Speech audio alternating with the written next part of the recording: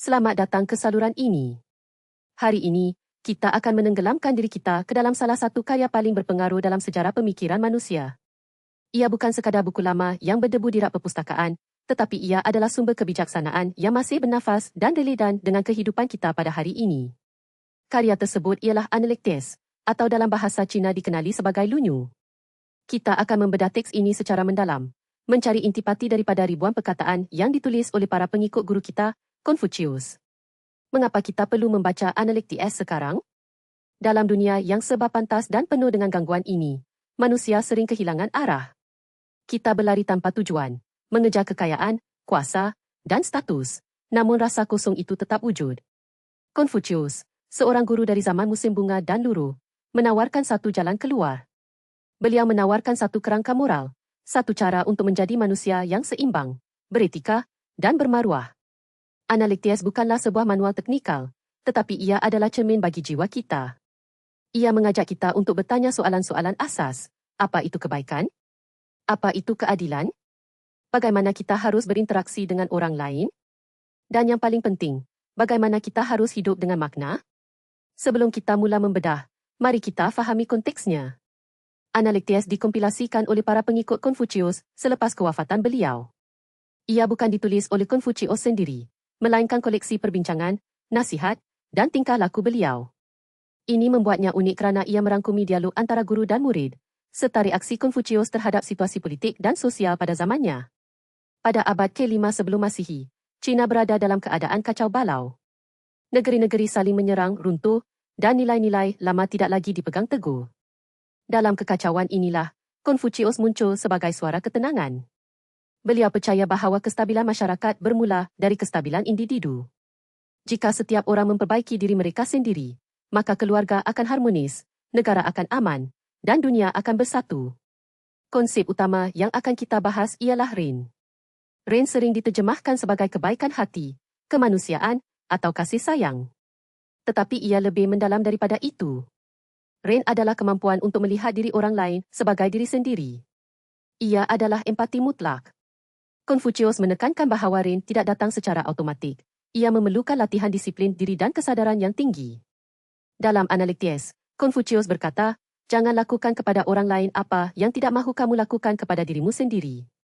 Ini adalah Golden Rule, prinsip emas yang menjadi asas etika global. Namun, Confucius tidak berhenti di situ. Beliau juga menekankan bahawa Ren perlu diimbangi dengan Li. Li ialah ritual, tata cara, atau norma sosial. Banyak orang salah faham mengenai Li. Mereka fikir ia hanyalah soal protokol formal atau ada istiadat yang kaku. Tetapi bagi Confucius, Li adalah alat untuk mengekspresikan Ren. Melalui tindakan-tindakan kecil yang sopan, melalui cara kita menghormati orang tua, melalui cara kita bertutur dengan kawan, kita menunjukkan kebaikan hati kita. Li adalah wadah bagi Ren. Tanpa Li, Ren mungkin menjadi amorfos, tidak terarah. Tanpa Ren, Li menjadi hampa, sekadar kepura-puraan. Jadi, gabungan Ren dan Li membentuk karakter yang utuh. Seseorang yang berbudaya bukan hanya tahu cara bersopan santun, tetapi dia juga mempunyai niat yang tulus di sebalik tindakan tersebut. Mari kita lihat bagaimana konsep ini diaplikasikan dalam kehidupan harian. Confucius membincangkan banyak aspek kehidupan, termasuk hubungan keluarga, kepemimpinan, pendidikan, dan pemerintahan. Satu tema yang sangat kuat ialah Siu, atau bakti kepada ibu bapa. Bagi Confucius, keluarga adalah unit asas masyarakat. Jika seseorang tidak dapat menghormati ibu bapa mereka, mustahil mereka akan menghormati penguasa atau masyarakat secara umum. Sik bukan sekadar memberi makan kepada ibu bapa. Ia melibatkan sikap hormat, kesabaran, dan perhatian. Confucius berkata, apabila ibu bapa masih hidup, janganlah berbantah dengan mereka terlalu keras. Apabila mereka telah meninggal dunia, janganlah menguburkan mereka dengan tidak wajar dan janganlah memperolehi korban dengan tidak wajar. Ini menunjukkan bahawa Sikh adalah tentang keseimbangan antara emosi dan tanggungjawab sosial. Pendidikan juga merupakan pilar penting dalam falsafah Confucius. Beliau percaya bahawa semua orang, tanpa mengira latar belakang kelas sosial, berhak mendapat pendidikan. Confucius membuka sekolah untuk orang ramai, sesuatu yang revolusioner pada masa itu. Beliau mengajar bahawa pengetahuan datang melalui refleksi, bukan hanya hafalan. Salah satu ayat terkenal dalam Analectes ialah, belajar tanpa berfikir adalah sia-sia. Berfikir tanpa belajar adalah berbahaya. Ini adalah peringatan kuat bagi pelajar hari ini. Di era maklumat berlebihan, kita sering hanya mengumpulkan fakta tanpa memprosesnya. Kita scroll melalui media sosial, membaca berita kepala, tetapi jarang untuk merenung maksud sebenar di sebalik maklumat tersebut. Confucius mengajak kita untuk menjadi pelajar seumur hidup yang aktif berfikir. Konsep Junzi, atau orang sempurna, adalah ideal tertinggi dalam Konfusianisme. Junzi bukanlah orang yang kaya atau berkuasa, tetapi orang yang memiliki integriti moral yang tinggi. Junzi bertindak berdasarkan apa yang betul, bukan apa yang menguntungkan. Mereka sabar, rendah hati, dan berani. Confucius membandingkan Junzi dengan Tianzi, atau orang kecil yang egos. Orang kecil hanya memikirkan keuntungan diri sendiri, manakala Junzi memikirkan kepentingan bersama. Ini adalah pilihan harian yang kita buat. Setiap kali kita menghadapi dilema etika, kita boleh memilih untuk menjadi Junzi. Adakah kita akan jujur walaupun ia menjejaskan kita? Adakah kita akan membantu orang lain walaupun kita sibuk? Adakah kita akan menerima kritikan dengan hati terbuka? Tingkah laku kecil ini menentukan siapa kita sebenarnya. Kita juga perlu membahas isu pemerintahan dan kepemimpinan. Confucius percaya bahawa pemimpin harus memimpin dengan contoh, bukan dengan paksaan. Jika kamu memimpin orang dengan hukum dan peraturan, mereka akan cuba mengelakkannya tetapi kehilangan rasa malu. Jika kamu memimpin mereka dengan kebajikan dan ritual, mereka akan memperoleh rasa malu dan sekaligus menjadi baik. Ini adalah prinsip kepemimpinan yang sangat relevan dalam dunia korporat dan politik moden. Pemimpin yang otoriter mungkin boleh mendapatkan ketaatan, tetapi ia tidak boleh mendapatkan kesetiaan. Kesetiaan datang dari kepercayaan dan penghormatan. Apabila pemimpin menunjukkan integriti dan kepedulian, rakyat akan mengikuti dengan sukarela. Dalam Analektes, terdapat juga banyak perbincangan mengenai cinta dan persahabatan. Confucius menekankan pentingnya memilih kawan dengan bijak. Berkawan dengan orang yang jujur, orang yang percaya diri, dan orang yang berilmu adalah keberuntungan besar. Sebaliknya, berkawan dengan orang yang licik, manipulatif, atau bodoh akan membawa kemudaratan. Persahabatan bukan hanya tentang keseronokan, tetapi tentang pertukaran nilai dan pertumbuhan bersama. Teman sejati akan mengkritik kesalahan kita dengan tulus, bukan memuji kita secara palsu. Ini adalah nasihat yang indah tetapi sukar untuk diikuti dalam dunia di mana sokongan sosial seringkali bersifat permukaan. Salah satu aspek yang sering terlepas pandang ialah hubungan dengan alam semula jadi dan langit. Confucius menghormati Tian, atau langit. Baginya, langit adalah sumber moral tertinggi. Manusia harus berusaha untuk selaras dengan kehendak langit melalui pembetulan diri. Ini bukan soal mistik semata-mata, tetapi tentang menemukan tempat kita dalam kosmos yang lebih besar. Dengan mengiktiraf bahawa kita adalah sebahagian daripada sesuatu yang lebih besar daripada diri kita, kita menjadi lebih rendah hati dan lebih bertanggungjawab. Rasa hormat terhadap alam dan tradisi adalah tanda kedewasaan spiritual. Mari kita masuk ke dalam analisis teks yang lebih spesifik. Ambil contoh bab 1, ayat 1. Adakah tidak menyenangkan untuk mempelajari apa yang dipelajari dan mengamalkannya pada waktu yang sesuai? Adakah tidak gembira apabila kawan-kawan datang dari jauh? Ayat ini menetapkan nada keseluruhan teks. Pendidikan adalah sumber kegembiraan, bukan beban. Ia adalah proses yang menyenangkan jika dilakukan dengan benar. Dan persahabatan, terutamanya persahabatan intelektual, adalah hadiah yang berharga. Confucius melihat pembelajaran sebagai aktiviti sosial. Ia tidak boleh dilakukan dalam vakum. Kita perlu berdiskusi, berdebat, dan berkongsi idea dengan orang lain. Ini adalah semangat kolaboratif yang penting. Selanjutnya, perhatikan bagaimana Confucius menangani kegagalan. Beliau sendiri mengalami banyak penolakan. Pelbagai pemerintah tidak menerima cadangan-cadangan beliau. Dia hidup dalam kemiskinan pada beberapa ketika. Namun, dia tidak putus asa. Sebaliknya, dia menggunakan pengalaman itu untuk memperdalam kebijaksanaannya. Orang yang tidak mengetahui nasib tidak layak untuk menjadi Junzi. Ini bukan fatalisme, tetapi penerimaan realiti. Kita tidak boleh mengawal segala-galanya, tetapi kita boleh mengawal reaksi kita. Dengan menerima batasan kita, kita bebas untuk fokus pada apa yang boleh kita ubah, iaitu diri kita sendiri. Kita juga harus membincangkan konsep Zhong, atau kesetiaan. Zhong sering disalahertikan sebagai kepatuhan buta kepada penguasa. Tetapi bagi Confucius, Zhong bermaksud melakukan yang terbaik dalam kedudukan kita, dengan integriti penuh. Seorang pegawai yang setia bukan hanya menjalankan perintah, tetapi juga mengingatkan penguasa jika mereka tersesat. Ini adalah tanggungjawab moral. Kesetiaan adalah dua hala. Penguasa juga harus memperlakukan rakyat dengan adil dan hormat. Jika penguasa gagal, rakyat tidak wajib setia buta. Ini adalah keseimbangan kuasa dan tanggungjawab yang halus. Dalam konteks moden, kita boleh melihat analogi dalam hubungan majikan dan pekerja, atau guru dan pelajar. Kesetiaan bukan tentang hierarki, tetapi tentang komitmen terhadap kebenaran dan mutu. Apabila kita berkomitmen secara penuh terhadap tugas kita, kita membangunkan watak. Kerja keras dan dedikasi adalah bentuk latihan spiritual. Konfusius akan bersetuju bahawa pekerjaan bukan sekadar untuk mendapatkan gaji, tetapi untuk berkontribusi kepada masyarakat dan menyelesaikan diri sendiri. Sikap ini mengubah cara kita memandang karir. Ia bukan lagi sekadar tangga untuk naik, tetapi ladang untuk menanam di twist. Satu lagi konsep penting ialah Z, atau kebijaksanaan. Z berkaitan dengan kemampuan untuk melihat gambaran besar dan membuat keputusan yang tepat. Ia memerlukan pengalaman dan refleksi. Konfusius mengatakan, orang bijaksana tidak bingung. Ini bukan bermakna mereka tahu semua jawapan, tetapi mereka tidak mudah panik apabila menghadapi ketidakpastian. Mereka tenang, berfikir jelas, dan bertindak dengan nasihat.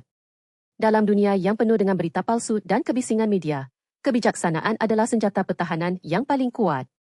Kita perlu melatih minda kita untuk menyaring maklumat dan mencari kebenaran. Kita juga tidak boleh mengabaikan peran emosi dalam falsafah ini. Konfusius tidak menolak emosi, beliau mengarahkannya.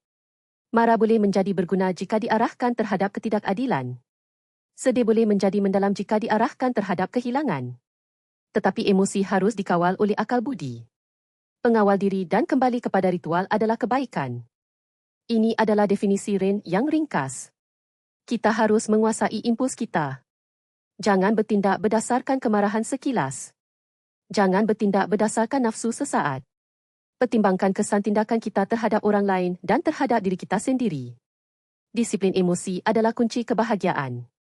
Penting juga untuk diperhatikan bahawa analitis bersifat fragmentasi. Ia tidak mempunyai struktur naratif yang kaku.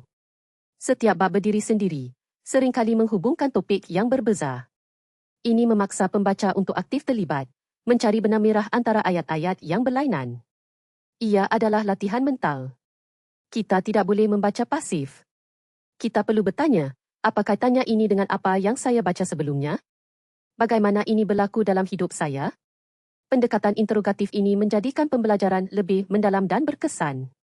Mari kita pertimbangkan aspek gender dalam analitis. Walaupun teks ini ditulis dalam masyarakat patriarki, terdapat beberapa petunjuk bahawa Konfusius menghargai sifat-sifat wanita. Beliau mengagumi isterinya dan menghormati ibu-ibu.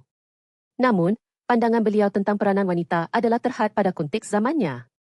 Kita harus membaca teks ini dengan kritis. Kita boleh mengambil prinsip-prinsip universal seperti kebaikan dan keadilan, sambil menolak diskriminasi yang mungkin terkandung dalam budaya masa lalu. Falsafah Konfusian boleh disesuaikan dengan nilai-nilai moden tanpa kehilangan intipati moralnya. Hubungan antara individu dan masyarakat adalah tema sentral. Konfusius tidak melihat individu sebagai entiti yang terpencil. Kita didefinisikan oleh hubungan kita dengan orang lain. Kita adalah anak, ibu bapa, sahabat, warga negara, dan pekerja. Setiap peran membawa tanggungjawab tertentu. Dengan memenuhi tanggungjawab ini dengan baik, kita mencipta harmoni sosial.